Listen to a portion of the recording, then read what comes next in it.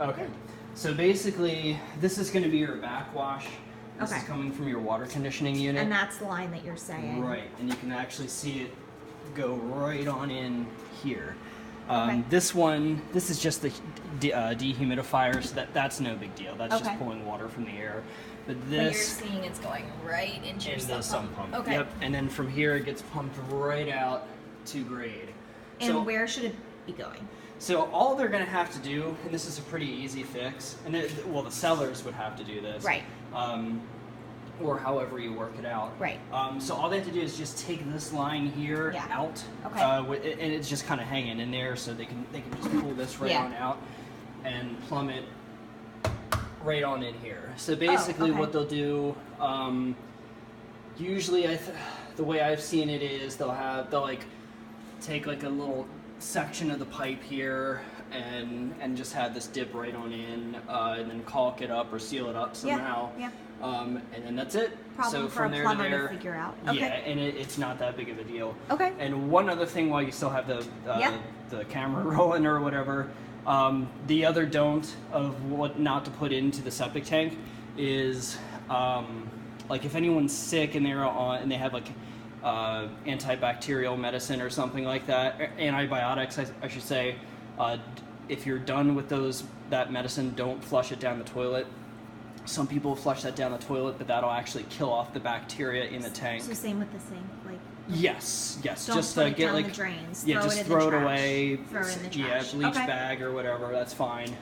Because that'll kill off the good bacteria. The bacteria is actually doing a good job in the tank because it's munching down all those solids even further, and it's promoting a good environment inside the tank for a good operating system. Sounds great. Okay. And that's it. That's pretty much. Do you know that. anything about what's going on, like?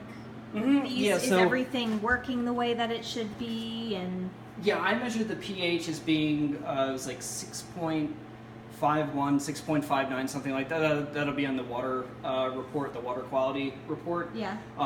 The pH range, the neutral pH range, is between 6.5 and 8.5. Great. So so it's right where it there. needs to be. Yeah. So basically, this is your water conditioner. Yep. So if you have salt. if you have hard water, this helps neutralize when that. should they be putting salt in here? I would is say this good? This is good right now. I would say once the salt gets maybe about like a quarter of the way down or whatnot. Like a foot.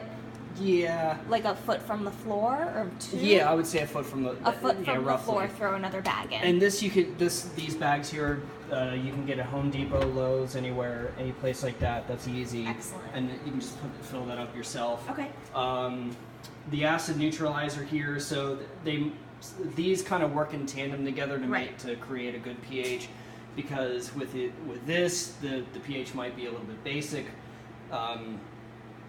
If your water's acidic, that's why they would have had this installed to make it less acidic. Okay. It's common to have both, though. Right. Okay. Sometimes you just see one or the other, but they probably had this installed first to make the water less acidic. But then it makes the water hard, so then they have the water softener to add to that. So these are working in tandem together. Yes. Okay. One thing I would recommend is this company here, McDowell Plumbing and Heating. Yep. They did the original installation. You don't have to use them, but it's good to get someone like that to come check them out. To come check them out. How make sure often would you recommend? I would say every few years, probably once they move in. Okay. I would have them checked out to see if anything needs to be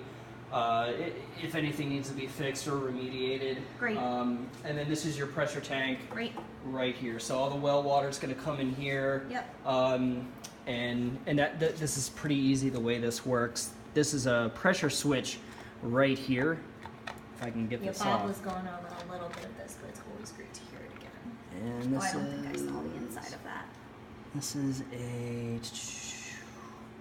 a 30-50 switch. What that means is, so there's a bladder inside this pressure tank. Okay. And as water is, and when it's filled with water, there's going to be 50 pounds per square inch, so 50 psi of pressure, okay. And that's what'll read on this pressure gauge right here. As you turn faucets on and stuff inside the house, say you're taking a bath, that it demands water, so the only way the water can be pushed up through the house is for that bladder to push that water down, so to go up throughout the house wherever it's demanded. And as that bladder pushes the water down, the pressure decreases. Once it gets down to 30 psi, this communicates. You've got this wire here, so these are going to be hooked up to both to this and the pump inside the well. So this communicates to the well, hey, I need more water for the house. So then the pump kicks on inside the well, sends the water into the tank. This fills back up, and then once it gets back to the 50 psi, then the pump in the well cuts off for that time being. So it's a pretty simple process, but Okay. that's pretty much Great. it. And you're good to go. So everything else is great. It's really that one thing that we're talking about Yeah, here. just Okay. that's the only issue. And just kind of checking on the systems and getting it pumped within the next year and checking these out sometime in the Correct. next year. Okay. Yep. Perfect. That's it. Sounds good to me.